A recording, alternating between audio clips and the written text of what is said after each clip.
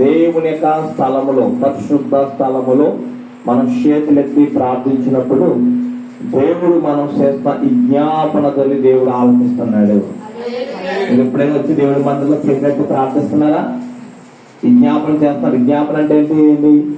విజ్ఞాపన అంటే మీరు చెప్పండి. విజ్ఞాపన అంటే ఒకరి పక్షంగా మనము ఏడుస్తూ వారి వరకు ప్రార్థన చేయడం, విజ్ఞాపన చేయడం. దేశం కోసం విజ్ఞాపన, సంఘం కోసం విజ్ఞాపన, కుటుంబం కోసం విజ్ఞాపన, భర్త కోసం విజ్ఞాపన, భార్య బిడ్డల కొరకు విజ్ఞాపన, వారి పక్షంగా మనము దేవుడిని అడిగేదాన్ని విజ్ఞాపన అంటారు. ఇలాగా అడగడానికి దేవుడు మందిరంలో మనం విజ్ఞాపన చేయవలసిన వారిపై ఉన్నాం. దేవుడి దగ్గర విజ్ఞాపన చేస్తే ఆయన పరిశుద్ధాత్మ నుంచి మనకు జవాబును ఇస్తాడు. ఇంకేమన్నారు? భక్తిహీనులను పాపం చేయవారు నువ్వు లాగివేయినట్లు నన్ను లాగివేయకము.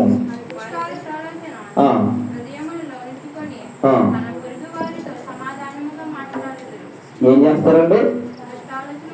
చాలా మంది జీవితాల్లో మనిషి ఏమో హృదయంలో దుష్ట ఆలోచన ఉంటుంది అంటండి. పైకే పొరుగు వారితో మంచిగా మాట్లాడతారంట. ఇటువంటి జీవితం మనం కలిగి ఉండకూడదు. ఈ రాత్రికాల సమయం మందు పరిశుద్ధ లేఖనం మనకు తెలియపరుస్తుంది.